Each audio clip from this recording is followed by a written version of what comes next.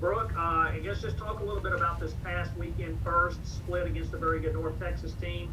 Two very similar games came down to the last minute. Friday night you made the plays. Saturday North Texas made the plays. Yeah, I think that's a great description of it. I thought, both teams competed hard. I was very pleased with how we defended. I thought the intensity and the effort was there.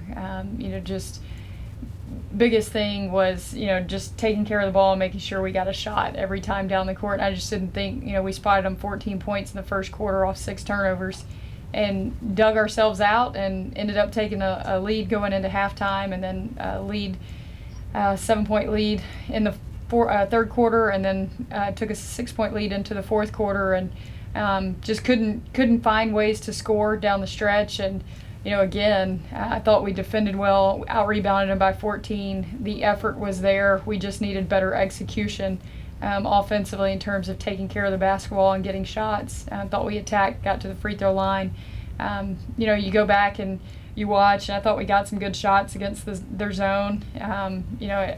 Sometimes in the flow you think, are we getting good shots? And you go back, and I felt like we did a good job of overloading it. I thought we did a good job of offsetting it. Got post touches out of it, got to the free throw line. We had just struggled a little bit there in the fourth quarter. I think we go 2 of 12, and bottom line is their leading scorer and best player took over and made plays when she needed to. And we've got to do a better job of, if we're not scoring, locking in and not allowing her to get touches. But again, we fouled twice at the end and still only gave up 63. So it is the offensive end. We've got to make sure we're continuing to attack and find ways to score and find ways to get to the free throw line or get an offensive rebound put back. But proud of their effort. Go ahead, Ben. What did North Texas do differently with Noble from Friday to Saturday that allowed her to have a little more success? Yeah, I don't think it was what North Texas did. I thought it was what Quincy Noble did, and she came out with a different mindset and the mentality of she only got 14 on Friday night, and we told them on Saturday morning, a kid doesn't average 18, 19 a game and take the number of shots she does and not come back and try to do it again the next day. And the problem was the first 3 shots she took were uncontested, and I thought Friday night we did a tremendous job of forcing contested shots, and every time she caught, we were there and we didn't let her get easy touches. And I thought her first 3 shots got her going, and it was just a simple dribble handoff, and we backed up and didn't switch and be up and deny on the switch, and we weren't there. And that's the shot she's hit all year long. And I thought we did a great job on Friday of defending it. I thought we were very poor on Saturday to start the game. And when you let a scorer like that feel comfortable and her first 3 are wide open and they go in, you may be in for a long night. I thought we adjusted a little bit. She got in foul trouble there in the second quarter, third quarter. But I thought she came out midway through the third quarter, hit back-to-back threes. We have a 7-point lead. And we lose her in transition, fall down, trying to contest. Don't rotate over, knocks down another open 3, and then she comes off a down screen where we don't switch, and our defender guarding the screener doesn't help up, and you can't give that up. And that was probably the most contested shot that she had during that stretch. But again, when you've hit your first 3 because you're wide open, or 4, then those others are going to go in. And I thought we're down 2 with under a minute to go, and we just need to stop. We didn't foul, chose not to foul. About an 18-second differential in shot clock and game clock, and chose not to foul. And we kind of lose her on a baseline cut. They skip the ball to her. We don't close out properly, give up mid drive, and she makes the toughest shot she made all weekend with a left-hand floater finish over Analar. But our guard allowed her to drive middle, and it just broke down. And but again, when you've had 26 at that point, 28 looks pretty good. But I thought it was her. I mean, and that's what good players do. We didn't match her intensity on Saturday, and that's on us. Questions? Brooke, while they're thinking, talk a little bit about where the team is. You're about to get into the second weekend of February, and any time in any year, this is where you kind of either you got to find that extra gear and continue to play and enjoy, or you kind of start to fold in. Where do you feel like your team is physically and mentally right now? Going into last weekend, I wasn't quite sure. This has been a really difficult, long year on all of us. And like you said, February is a tough month regardless of the situation. And I think the current circumstances just elevate that amount of stress. And kids are tired, just all those things. We're tired. But I thought we competed really hard this weekend. There was a passion and a desire in those huddles. Hearing those players talk to each other the way that they did, we had some people step up and lead vocally that haven't been doing that, and that was really cool to see. So I think coming out, and I told my staff this yesterday, I said, guys, we don't need to be, we lost one on Saturday, and guys, we could be sitting here at 10-2. We've been, this group has such a small margin for error, and I feel like because we've defended and rebounded well, we've been in every game and had a chance to win every single game late. And I was pleased with how we competed. I wasn't pleased with how we defended Noble on Saturday, but I thought we got down 19-4 and came back and took a 7-point lead. They showed some grit. They showed some toughness. This team wants to compete, and I think they're all in. I think that they're excited to be playing. I thought they were that way yesterday at practice. I think they're excited to play. They know what it means to be playing in February and March, and I look for us to come out and compete really hard this week. So I like where we are. I would love to have gotten a sweep on Saturday, but we didn't. And but I like where we are. I like how we're competing. I like their mindset, and just they're fighting for each other. Oh, you had a question? Yeah, this kind of piggybacks on what Malcolm just talked about. But my question involved the word urgency. Is there a feeling of a sense of urgency as we move into the heart of February to get kind of hot on a roll right now? Yeah, I think so. I think if you look at every team in the conference, aside from, maybe Middle and Rice and, North Texas, everybody has, more than 2 losses.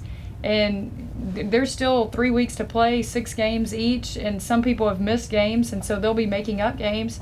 A lot can happen, just the way that this season's gone. We're all still playing for a lot. You're playing for seeding, you're playing to get high. I mean, we could, and we don't want to think about this, but we could finish, 6-0 these last 3 weeks and test positive and not be able to play in the tournament. Like, there's just a lot of things. So I think the urgency, that word urgency, has to be each day. And that's something that we talk a lot about with our team of, even before the pandemic, I want to live in a way that I'm living for today and I'm not promised tomorrow. And I want the people around me to understand that and to feel that way. And I think we all should live with a sense of urgency of, don't go through each day just trying to get through, trying to get by. I want to be around people that want to have that motivation and that drive to be better, as a mom, as a wife, as a coach, as a leader, as a human. And I want those people around me to feel that way too. And so we talk a lot about that. And you throw it in the context of a season and a competition and a scoreboard and a time in a public arena, then there's a little more pressure, but I think that's what competitors love. And so, I think urgency is a great word, and I think we ought to live with a little sense of urgency every single day. Corey? Brooke, I wanted to ask you about Lota. From your vantage point, is this one of those quintessential sophomore slumps? She came out obviously last year and was a key player with the perimeter. Talk about her. How do you sort of get a player like her who's so predicated on making an impact on the game on the outside? How do you get her going? Yeah, I think she's gotten some great looks. No one's more frustrated that she's not shooting the ball better than herself, and I think that's probably a lot of it. And we've just tried to encourage her. The one thing that, when you look at plus minus and efficiency and those things, she does so much for us in other ways, and it may not show up because she's just not a big rebounder, but our team's getting stops when she's on the floor because she's communicating defensively and she's doing certain things that allow us to be successful, and she's doing that at a higher rate than other people are, and so that's why she's out there. But I think for her, it's just relax. She's so hard on herself, and I think if she were not putting a player that was not putting in extra time, I promise you that kid is in the gym all the time, and she's constantly getting up shots. She is the ultimate team player. She wants to be like, she feels like every time she misses a shot, she's letting the whole world down, and we're just trying to relieve some of that pressure for her of, don't let everything, revolve around whether you make or miss a shot. You got to move on to the next play, but we've got to have you continue to take those shots. Otherwise, people aren't going to guard you, and we need them to be able to guard her, so so we can help have some spacing for everybody else. And we just continue to encourage her, and confidence is built not from us. Confidence is built from the work that you put in every day, and she's doing that, and I know that it's going to happen. And we've all continued to encourage her, and she's taking good shots. It's not like she's taking bad shots. We're going to continue to get those shots for her, and we need her to continue to take them, and we know at the right time they're going to fall. And because I think when you love the game and when you put time in the game will love you back eventually.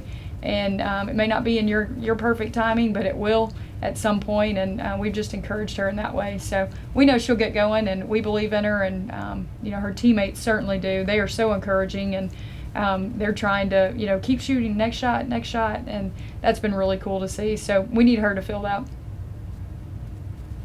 Brooke, take a look. How about that? Talk a little bit about UAB this weekend. Yeah, it's obviously it's been a good series both ways. Coach Norton does a great job. We know they're going to be extremely well coached. They've played, if you look at their schedule, they've played, I think, the toughest schedule in conference play because of who they've played. I think our division and then who they've played in, cross-division opponents have been really good. So I think if you look at that, you can look at their record and go, well, they've only won 2 conference games. Well, they've been in every game. They've got 2 really good scorers, and Whitley averaging 22 a game. So obviously she can play, she can score it. We've got to do a great job with her. And then I think Weathersby's been really good for them, and she's taken on a bigger role. Both of those kids have taken on bigger roles because of the departure of their senior class and who they lost last year. That those kids had all played a ton of minutes and started for 4 years, and so they have a lot of new players that are figuring out their roles. But you can tell over the last few weeks they've really, I think especially the last 3 weeks, they've really started to figure out how they want to play and who they are and what that looks like for them. And they may not have seen the success in the win column, but you can definitely tell that they're feeling confident and are playing well. And we're going to have a great test ahead of us. I think they do a great job defensively of forcing you to make shots, and I have no doubt that's what they'll do to us. And we've got to do a great job of attacking them and being ready for that. And then we've got a load to handle with Whitley and Weathersby for sure, and their complementary pieces around them. Time for one more question if somebody's got one.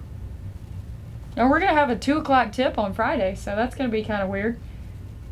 That will be weird. Corey? It's funny that you mentioned that, because I was going to ask about that, because how did you guys land that tip-off slot there at 2 o'clock on Friday? Like, how does that work? The home team schedules those, and so they've played, I think all of their home games have been at 2 o'clock both days. And I don't know if they did that just for more recovery time, instead of playing an evening game on Friday and then turn around and playing an afternoon game on Saturday to allow opponents to travel and get home at a decent time, or what. But they've rolled with that all year, and so it'll be interesting. I guess we just had 2 o'clock tips on Saturday, so we haven't had that this year on a Friday, but we'll roll with it. Thanks, Brooke. Thanks, guys. Appreciate you. Y'all have a good week. Thanks, Coach.